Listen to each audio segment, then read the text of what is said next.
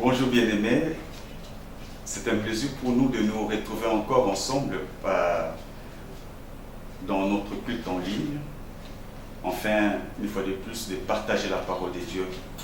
Comme nous l'avons eu à le dire la fois passée, nous sommes vraiment dans une circonstance particulière. Nous bénissons le Seigneur, le maître des temps, maître des circonstances, qui a rendu possible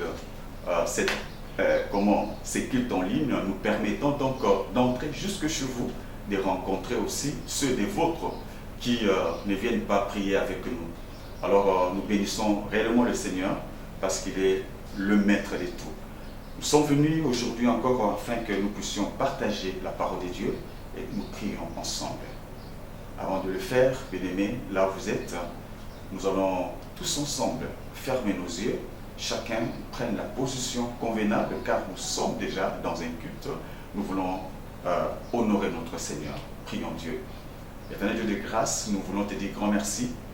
Toi qui, dans ton amour et dans ta grâce, tu as permis que nous puissions nous retrouver encore ce matin dans les maisons de nos bien-aimés. Oui, Dieu de Dieu, d'habitude, nous nous retrouvons ensemble, en ces lieux, dans notre lieu habituel des cultes. Mais aujourd'hui, Roi des gloires, tu as permis que nous soyons ensemble dans différents lieux.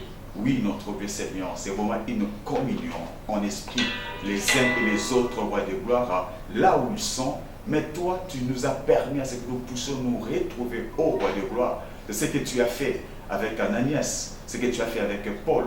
Alors que Paul priait dans un coin, alors tu es allé dire à Ananias, pendant que tu parlais avec Ananias, tu lui as dit que cet homme est en train de prier devant moi. Oui, notre Dieu Seigneur, nous croyons que nous sommes en communion avec ceux qui sont en Europe, aux États-Unis, ceux qui sont à Kinshasa, dans différentes communes, notre Dieu, et ceux qui nous suivent, notre Dieu Seigneur, à l'intérieur du pays, notre Dieu Seigneur, nous sommes ensemble devant toi. Laisse, Roi de gloire, que cet temps soit béni de ta part, que ton Saint-Esprit se manifeste. Oh, notre Dieu Seigneur, dans le cœur troublé, notre Dieu Seigneur, apporte ta paix. Dans le cœur, Roi de gloire, Papa, qui a perdu la joie, notre Dieu Seigneur, viens apporter ta joie, Roi de gloire.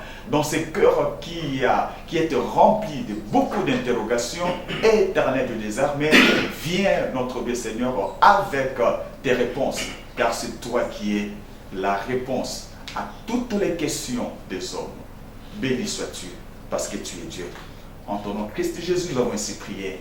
Amen. Nous vous saluons une fois de plus, bien-aimés, pour votre présence.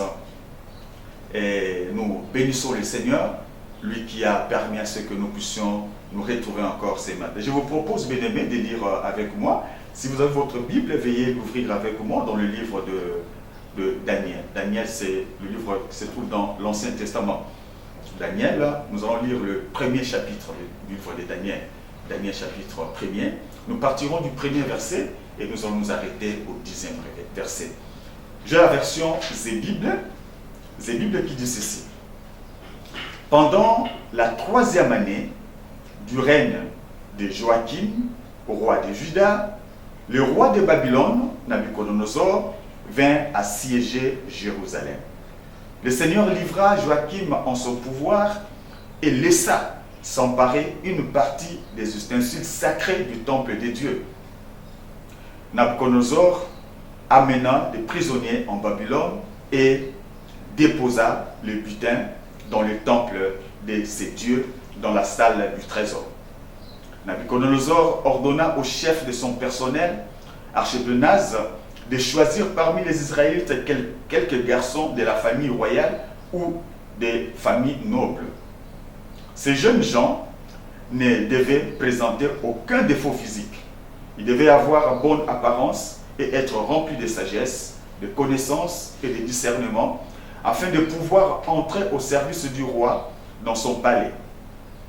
On leur enseignerait la langue et l'écriture des Babyloniens. Le roi prescrit qu'on leur fournisse chaque jour la nourriture et le vin de la table royale et qu'on les instruise durant 3 ans. À la fin de cette période, ils entreraient à son service. Parmi ceux de la tribu de Juda qui furent choisis se trouvaient Daniel, Anania, Michaël et Azaria. Le chef du personnel royal leur donna de nouveaux noms. Daniel reçut le nom de Beltsassar, Anania celui de Shadrach, Michaël celui de Meshach et Azaria celui d'Abednego. Daniel, verset 8 dit, Daniel prit la ferme résolution de ne pas se rendre impur en consommant la nourriture et le vin de la table royale. Il demanda donc au chef du personnel de ne pas l'obliger à se rendre impur par de tels aliments. Dieu permit que sa requête soit accueillie avec faveur et bienveillance par le chef majesté, par le chef du personnel. Toutefois, celui-ci répondit à Daniel, c'est sa majesté, le roi lui-même, qui a prescrit ce que vous devez manger et boire. J'ai peur qu'il ne vous trouve pas aussi bonne mine qu'aux autres jeunes gens de votre âge. Ainsi, à cause de vous, le roi pourrait me faire couper la tête. Parole du Seigneur. Bien-aimés dans le Seigneur, nous voulons partager ce matin un petit thème. Garde ta foi en Dieu. Garde ta foi en Dieu. Voilà, bien-aimés, ce qui fera l'objet de notre méditation de ce matin. Le texte sous examen, bien-aimés, tout le monde connaît. Nous l'avons déjà lu à plusieurs fois. Il s'agit là du début de la déportation de la tribu de Juda. Juda est pris en déportation, il est parti. On a amené le royaume, je l'ai dit, le royaume de Juda en déportation. Arrivé, il se passe que le roi va jeter les dévolus sur quelques personnes, quelques jeunes gens, pour les approcher et le mettre en son service. C'est dans ce sens-là qu'il y a Daniel et ses compagnons qui furent aussi choisis et qui appartenaient dans la tribu de Juda. Bien-aimés dans le Seigneur, le peuple est allé en déportation. Ils ont donc perdu, bien-aimés dans le Seigneur, brusquement, beaucoup de choses qu'ils avaient. Ils devaient laisser leurs biens chez eux. Ils devaient, bien-aimés, laisser tout ce qu'ils avaient de précieux dans leur royaume. Et subitement, bien-aimés dans le Seigneur, les jeunes gens dont on fait mention ici, ils vont voir subitement, bien-aimés, leur avenir croqué. Certainement, ils avaient des ambitions. Mais aujourd'hui, ils se retrouvent en déportation. Ils doivent se demander, qu'est-ce que nous allons devenir? Qu'est-ce que nous allons devenir? Loin de leur patrie, ils sont amenés en captivité en Babylone. Daniel, lui, il devait avoir, selon les commentateurs, entre 14 et 16 ans. Voilà, bien-aimés, ces jeunes hommes qui se retrouvent comme cela en captivité. Bien-aimés dans le Seigneur, étant en captivité, comme je viens de le dire, ils ont laissé certainement beaucoup de leur patrimoine. Ils ont laissé beaucoup chez eux. Et ils doivent recommencer la vie. La vie a brusquement changé. Voilà, bien-aimés, dans quel état se retrouvent les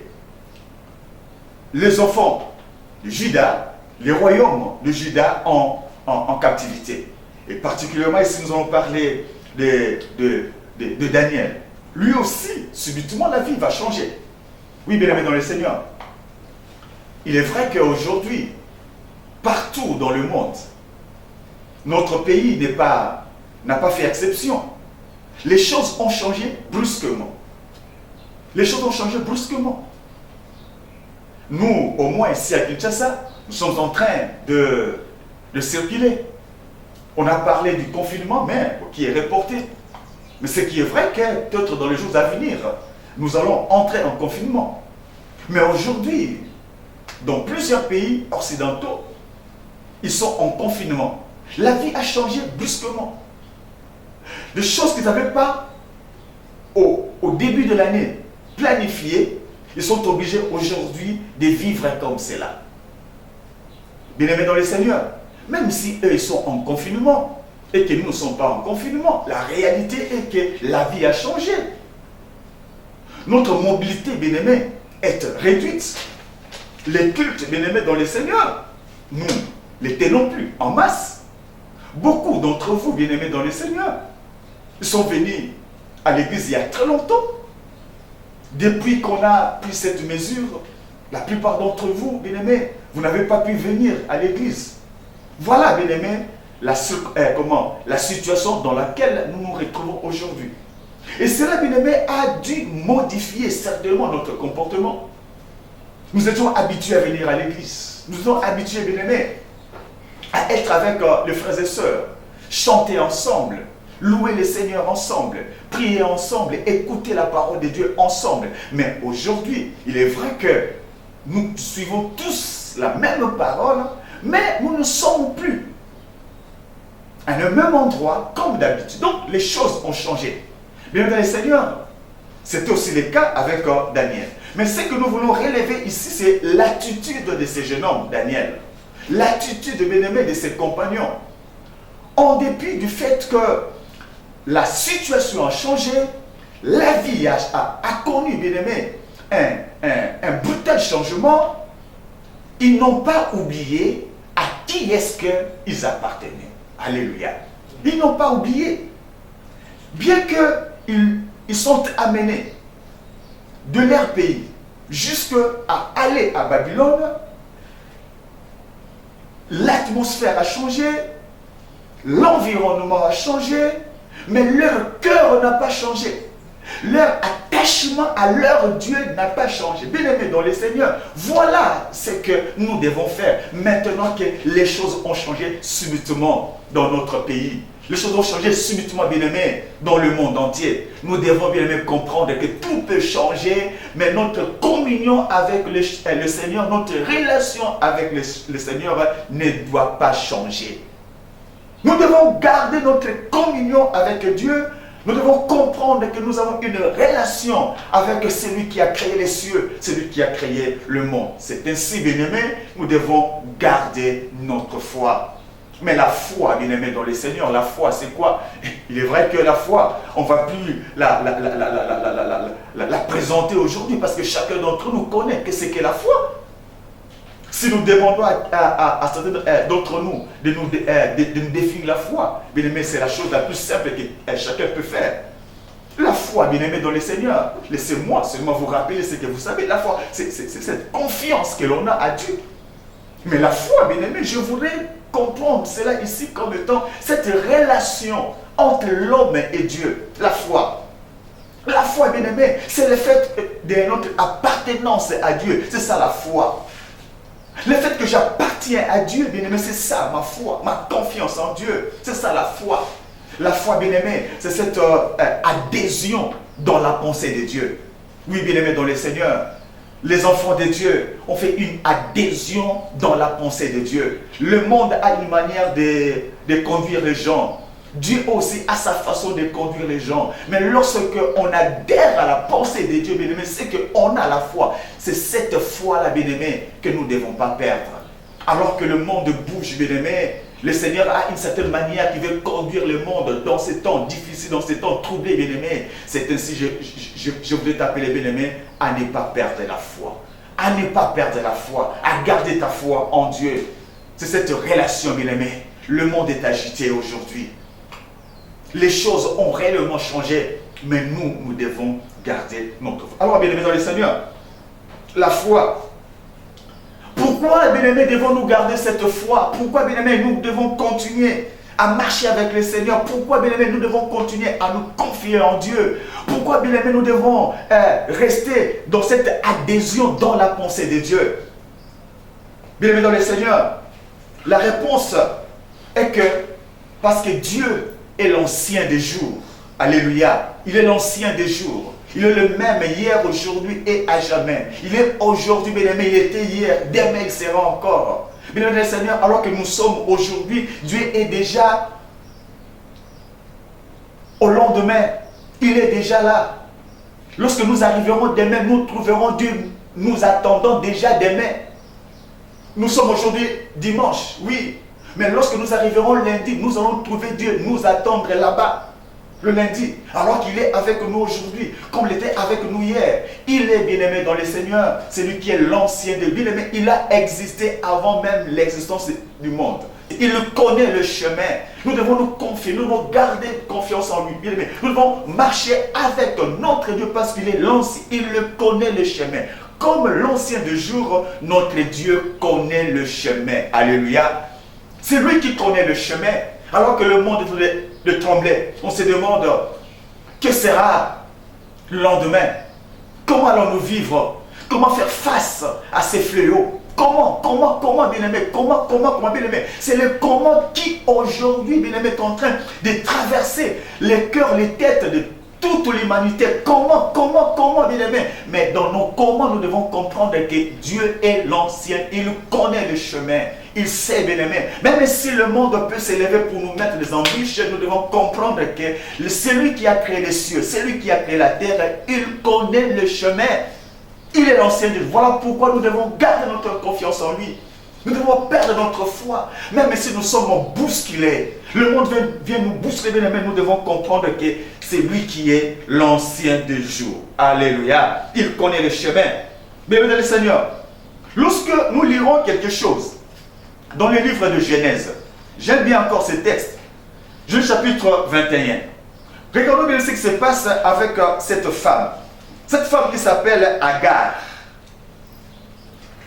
Agar.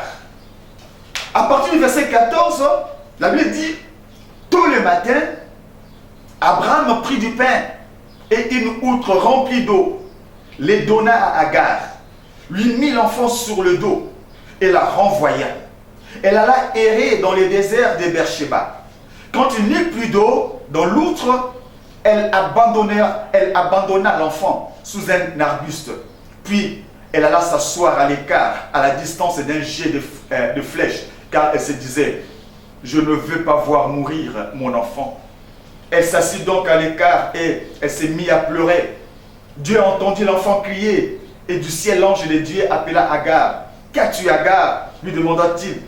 N'aie pas peur, j'aime ça, n'aie pas peur. Dieu a entendu l'enfant crier là-bas. Debout, prends ton fils et tiens-le d'une main ferme, car je ferai naître de lui une grande nation. Alléluia. Bien-aimé dans le Seigneur, voyez Abraham qui aimait Ismaël. Lorsqu'il a encore parlé une fois avec Dieu, il a même proposé que Ismaël soit son héritier. Et ainsi, lorsque il va parler avec sa femme Sarah, qui lui demande de renvoyer Ismaël avec sa mère, cela a meurtri le cœur d'Abraham. C'est pour dire que Abraham ne pouvait pas exposer son fils. Il a quand même renvoyé Agar avec son fils. Il lui a donné la provision pour faire sa route.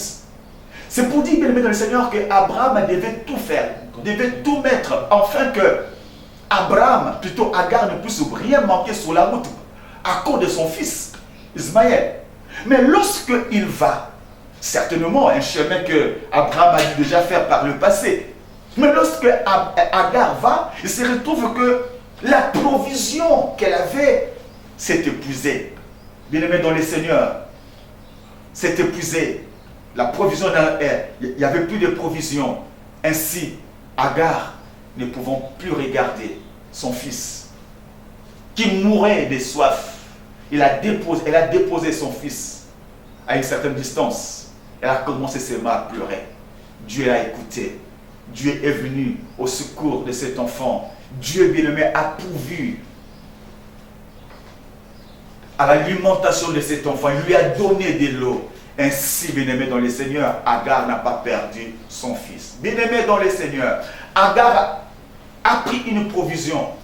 Elle a commencé à faire sa route, mais elle ne connaissait pas, bien-aimé, les aléas de la route. Elle ne savait pas les surprises de la route. Elle ne savait, bien-aimé dans le Seigneur.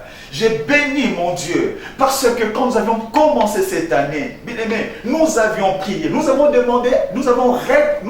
recommandé l'année entre les mains du Seigneur. Pensant que le mois de mars serait comme tous les mois de mars, pensant que le mois de janvier passerait comme tous les mois de janvier, pensant que le mois d'avril, mais le Seigneur à qui nous avions confié cette année connaît le chemin. Bien-aimé dans le Seigneur, laissez-moi encore vous dire que notre Dieu connaît le chemin. Voilà, il a précédé Agar. Agar ne savait pas qu'est-ce qui pouvait lui attendre sur son chemin, mais Dieu était avec elle. Dieu bien-aimé est arrivé là où Agar était donc épuisée, n'ayant plus rien, ne pouvant rien pour son fils. Dieu est intervenu et Dieu a pourvu. Oui, bien-aimé dans le Seigneur, ayons foi en Dieu. Dernièrement ici, bien-aimé, le vendredi, c'était une bousculade. On a vu comment les enfants sont allés au marché dans la précipitation, sont allés au marché dans la précipitation pour s'approvisionner. Bien-aimé, mais c'est pour combien de temps? C'est que nous avions acheté, combien de temps? Pour 2 jours. Alors que le confinement allait prendre 4 jours. Alors les 2 jours. Et après, qu'est-ce que nous serions devenus? Bien-aimés dans le Seigneur. Même ceux qui pouvaient en avoir suffisamment pour un mois, bien-aimés, nous ne connaissons pas ce qui peut arriver. C'est Dieu qui connaît le chemin. Même toi, bien-aimé dans le Seigneur, à qui le Seigneur a fait grâce d'avoir suffisamment de la provision, même pour 1 mois, même pour 2 mois, mais tu ne sais pas ce qui peut arriver. Mais le Seigneur connaît le chemin. C'est pourquoi, pendant ces temps, nous devons garder notre foi en lui. Nous devons bien aimé marcher avec ces dieux. Alléluia. Nous devons marcher bien aimé avec lui. Bien aimé dans le Seigneur, tu ne connais pas ce que sera la suite du chemin. C'est pourquoi tu as tout intérêt de garder ta confiance en Dieu. De garder bien aimé le Seigneur. De garder. Bien aimé dans le Seigneur, pourquoi devons-nous continuer à garder notre foi en Dieu? C'est parce que nous sommes pèlerins sur la terre. Nous sommes pèlerins. Nous sommes en train de passer. Les événements peuvent bien nous bousculer, oui, bien aimé, mais sachez que nous sommes en train de passer. Parce que nous passerons. Nous pouvons laisser ces événements. Comme bien des gens ont perdu la vie. Laissons les événements continuer leur cours normal. Ils ont perdu la vie. Il y en a, bien aimés, qui ne perdront pas la vie, qui vont sortir. Nous allons sortir, bien aimés, debout, vivants. Cet événement passera, cette crise passera. Mais nous aussi, nous sommes en train de continuer notre marche. Donc c'est pourquoi nous devons être bousculés. Nous devons, bien aimés, garder notre foi, confiance en Dieu. Il est vrai que sur cette route qu'elles sont en train de faire, il y a beaucoup d'attractions, une grande attraction qui s'exerce sur nous. Le monde, bien aimé, l'environnement exerce une grande attraction sur nous. La famine exerce une grande attraction sur nous. La maladie qui vient avec une grande peur exerce une grande attraction sur nous. Le monde avec tout ce qu'il nous offre exerce une grande attraction sur nous. Mais en dépit de cela, bien-aimés, comprenons que tout cela passera. Nous sommes, bien-aimés, appelés à rejoindre notre Seigneur. Nous sommes en route pour les lieux célestes.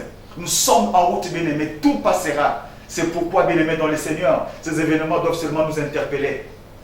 Aujourd'hui, beaucoup ne savent plus accéder à l'air bien. Ils ne savent plus, bien-aimés, consommer ce qu'ils ont amassé comme bien. C'est pour nous dire, bien-aimés dans le Seigneur, que viendra un jour où nous allons tout laisser.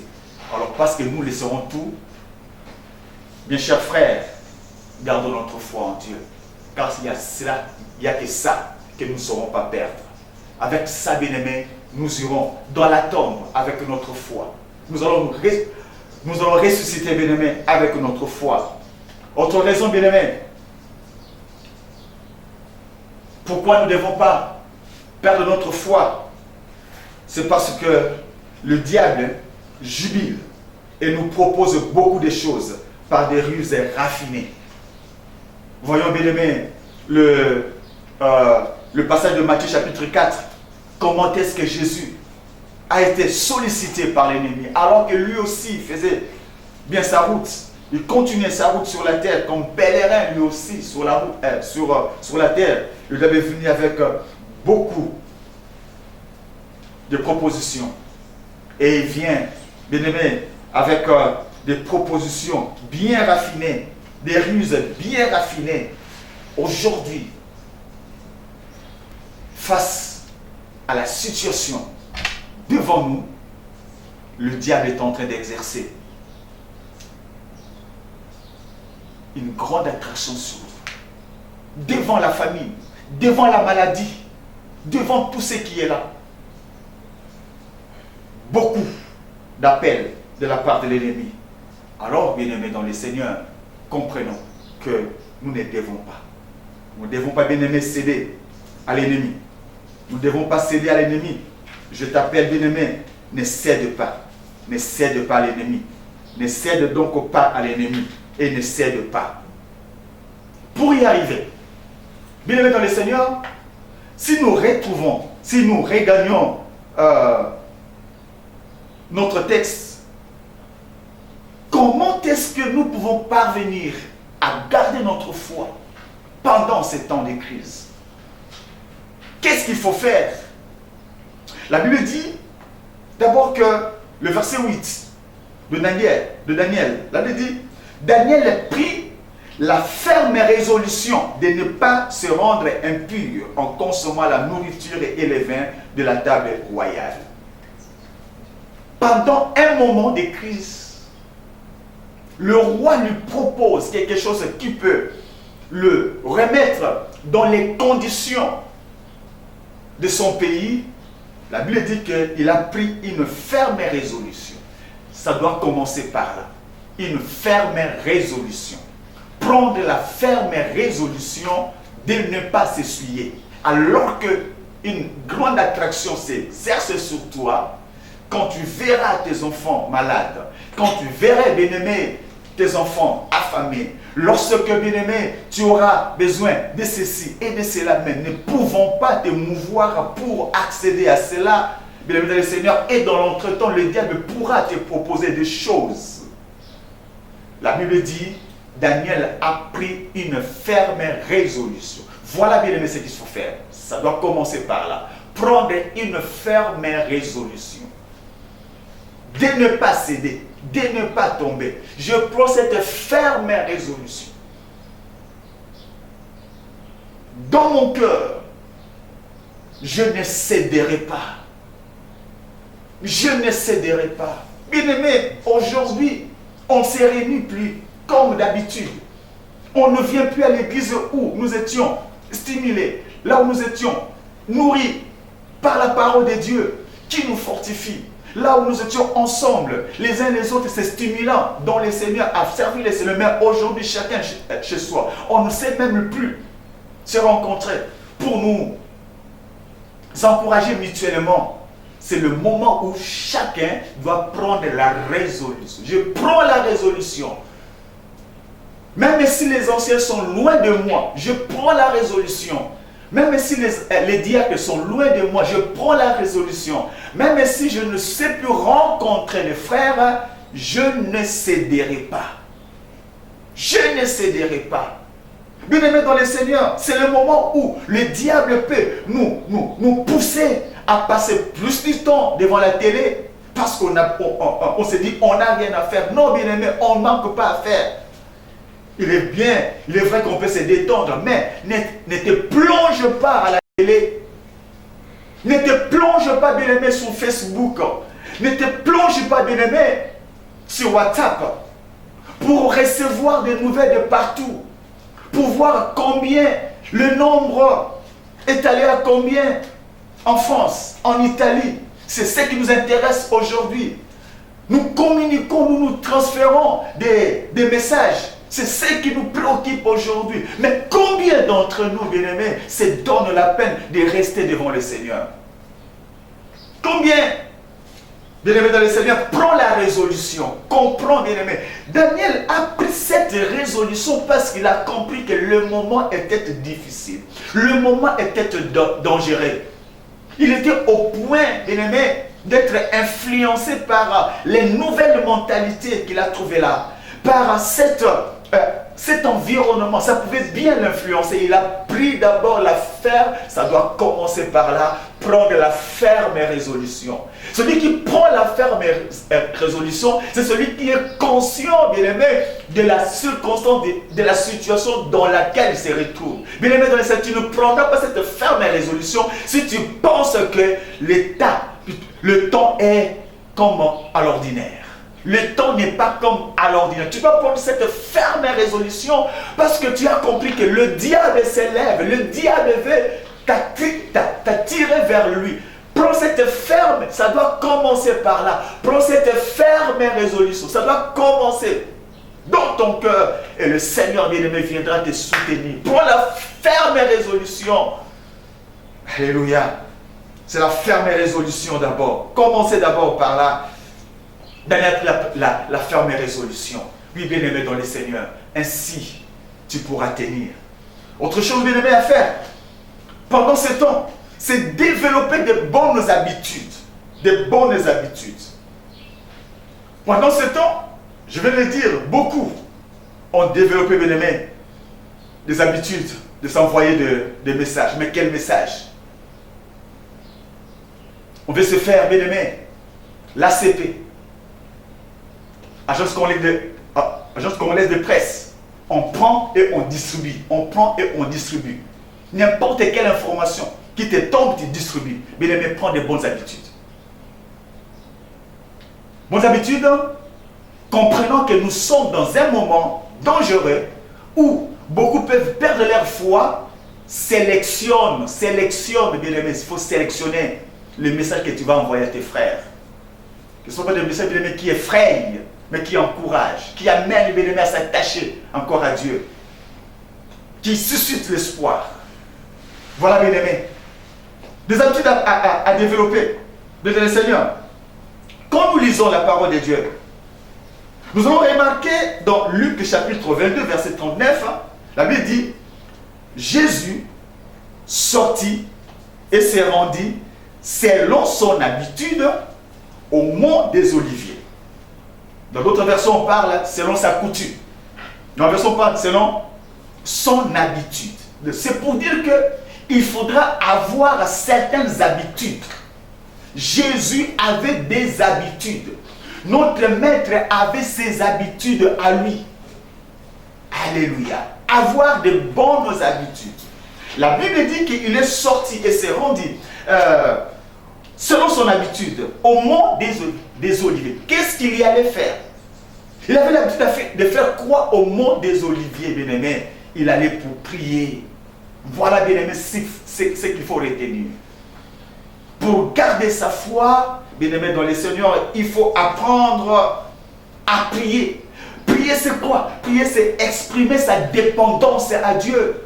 Prier, bien-aimé, c'est parler du monde à Dieu, parler de sa famille à Dieu, parler de son église à Dieu. Bien-aimé, tu vois la situation, ne sois pas seulement étonné, n'en parle pas comme tout le monde en parle. Bien-aimé, réfléchis sur cela et présente-toi devant Dieu, parle de cela à Dieu, dis-lui, rappelle à Dieu. Continue encore à le lui dire et dis-lui, bien-aimé, ce que tu veux que le monde devienne, ce que tu veux que ta nation soit, ce que tu veux que ton église devienne, bien-aimé. Le temps passera, l'église va continuer, mais qu'est-ce que tu penses de ton église? Alors, bien-aimé, viens devant le Seigneur, présente-lui, bien-aimé, ta pensée, présente, bien-aimé, ton vœu par rapport à ton église, par rapport à ta famille. Ne vois pas seulement le mal arriver. Ne vois pas seulement, bien aimé, la maladie arriver. Ne vois pas seulement, bien aimé, que les gens tombent à gauche et à droite, bien aimé. Quand tu as considéré tout cela, va vers Dieu. Développe, bien-aimé, cette habitude de parler à Dieu du monde, de parler à Dieu, bien-aimé, de ta foi, de parler à Dieu de la foi de ta famille, de parler à Dieu, bien-aimé, de la foi de tes frères et sœurs de l'église. Alléluia. Voilà les habitudes. Jésus avait des habitudes de monter, de monter. La Bible dit encore, bien-aimé, dans chapitre 10e du livre de Marc, toujours parlant des habitudes. Luc chapitre 10. Luc chapitre 10, verset 1er. La Bible dit, Jésus partit de là et s'est rendu dans le territoire de la Judée, puis de l'autre côté du Jourdain. De nouveau, une foule de gens s'assemblèrent près de lui et il s'est mis à leur donner son enseignement, comme il le faisait toujours. Comme il le faisait toujours. Bien aimé, c'est ça aussi les habitudes de Jésus. Il les faisait toujours. Enseigner. Voilà, bien aimé, ce que Jésus faisait. Enseigner. Dans d'autres versions, on dit selon sa coutume. Il a commencé à bien aimé dans le Seigneur. Ce que tu dois développer comme habitude pendant ce temps, bien aimé, c'est partager les leçons de ta méditation aux autres. Alors que tu envoies des messages, lorsque tu auras médité, tu retiens quelque chose, partage aux autres. Voilà bien ce qu'il faut faire. Chaque jour, il faut le faire. Tu lis la parole de Dieu, tu retiens quelque chose, mais partage.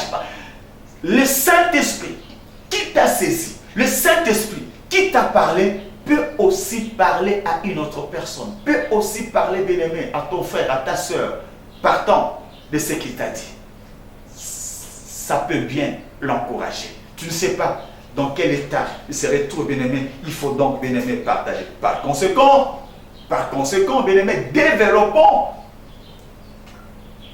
cette habitude de lire la parole de Dieu. Nous étions habitués à venir à l'église, lire la Bible avec le pasteur, lire la Bible avec l'ancien. Lire la Bible lorsqu'on nous demande de la lire. Mais peut-être à la maison, nous n'avons pas eu beaucoup de temps de lire la Bible. Je bénis le Seigneur pour les bien-aimés qui sont dans un programme. Dans l'église, il y a un programme de lecture de la Bible pendant 80 jours. Je bénis le Seigneur pour ceux qui sont déjà inscrits dans cela. Chaque jour, ils lisent la Bible. Chaque jour, au moins 4 chapitres. Une très bonne chose. Ce qui permet à ce qu'on soit toujours en contact avec la parole de Dieu, la parole de vie. Bien-aimés dans le Seigneur, il est très important. Parce que si nous ne lisons pas la Bible, bien-aimés, notre foi ira dégradante. Nous n'avons pas raison de perdre la foi parce que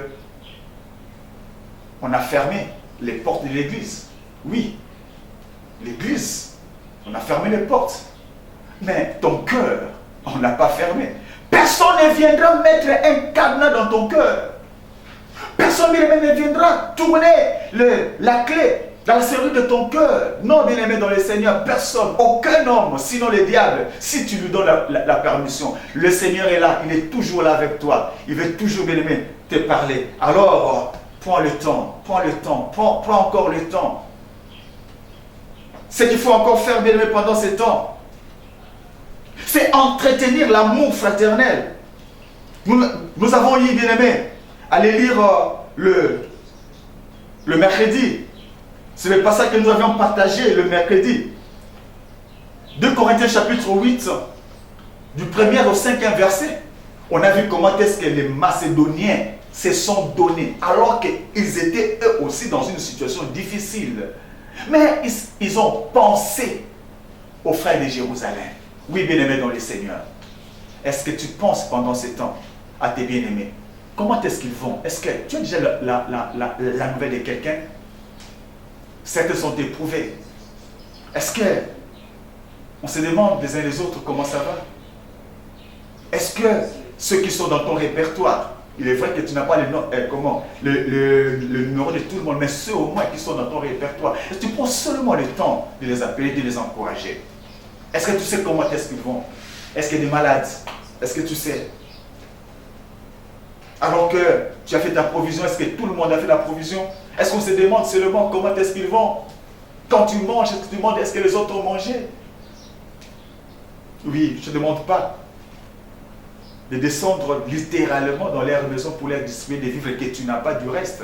Mais bien aimé dans le Seigneur, nous devons penser aux autres, penser à eux. Alors cela nous amènera à prier pour nos bien-aimés.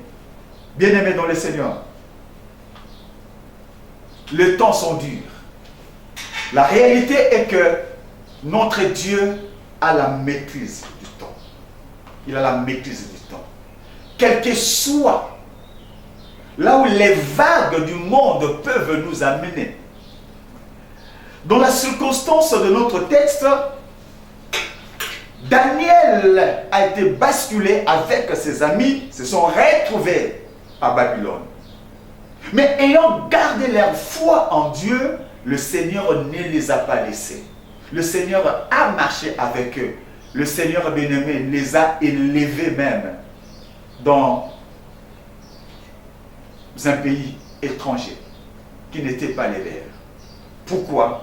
Parce que notre Dieu, comme nous avons dit, il est le maître des temps, il est le maître des circonstances. Il est celui qui a la maîtrise de toutes choses. Mon Dieu a la maîtrise de toutes choses. Je voudrais m'adresser à toi qui te lamentes. Sache que Dieu a la maîtrise de toutes choses. Lorsque tu gardes ta foi en ce Dieu, il sait te défendre. Il sait bien aimer te protéger.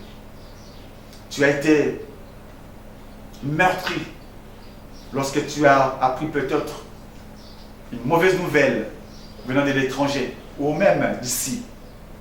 Un frère est atteint, un frère est décédé, un proche a perdu la vie ou alors il se bat entre la vie ou la mort et la mort.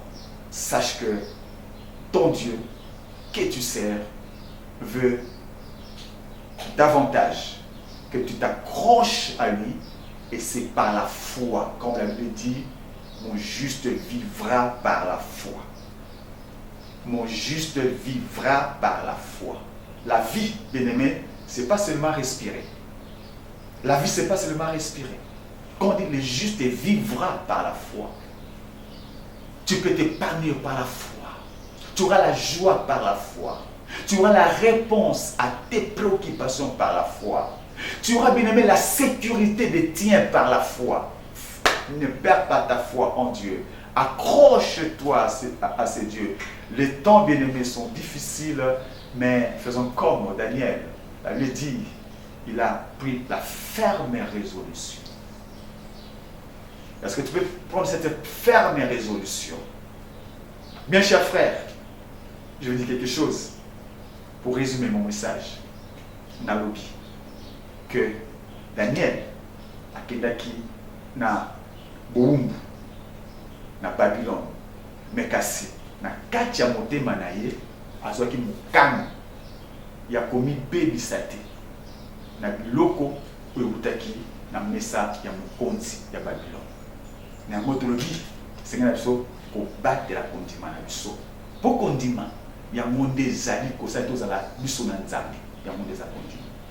Kondima ezali na motuya mingi nde yango tolobi esengeli na biso kozala na kondima mpo ete Nzambe nde ayebi nyonso. Azali mokolo ya ntango. Nzambe ayebi nzela biso totambolaka. Nzambe azali oyo azali ntango biso kotambola na biso. Nzambe balingami azali oyo azali kosimba kondima biso tokobata kondima mpo tozali bapaya na kati ya mokili oyo. Toza bapaya kati ya mokili oyo. Ata mokili ningani toyebake tozali bapaya. Mufu tobata kondima na biso. Pe mpona kobata kondima esengeli na biso tozala na bizaleli ya malamu. Bizaleli ya malamu lokola Yesu azalaki na bizaleli. Kobondela, kokabola moloba ya Nzambe oyo tangi kokabola yango pe kozala bolingo mpona bandeko. Nzambe na biso apambola moko na biso. Nzambe na biso akwa kobatela biso.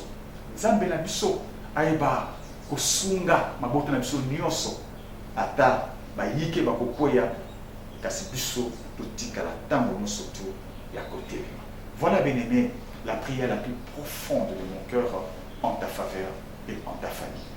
Baissons nos têtes, nous allons prier Dieu. Seigneur Dieu de gloire, nous voulons te dire merci parce que tu nous as fait grâce d'être devant toi. Au roi de gloire, Jésus-Christ, quand tu as marché sur la terre, tous ceux qui t'ont rencontré ont été bénis. Ils ont vu leurs problèmes être résolus. Les aveugles ont vu lorsqu'ils se sont approchés de toi. Les paralytiques ont marché, mais se sont approchés de toi. Les lépreux même étaient purifiés. Seigneur, roi de gloire, tu as ressuscité les morts quand tu as marché sur cette terre. Oui, tu es le même, tu n'as pas changé. Ta parole, c'est toi. Ta parole, Jésus-Christ, que nous proclamons en ce moment, c'est toi. Alors que nous la proclamons, alors que nous l'avons proclamé, laisse, Seigneur, que tous ceux qui l'ont saisi par la foi puissent voir leur vie être changée. Là où on se pose des questions, que la solution, la réponse soit donnée. J'ai pris, ô Dieu, que les malades soient guéris. J'ai pris, ô roi de gloire, Père, que tu puisses prendre en charge toutes les familles, ô Dieu de gloire, pendant ces temps difficiles. C'est toi qui as pourvu, Seigneur Dieu, à Agar, alors qu'elle n'avait plus rien donné à son fils.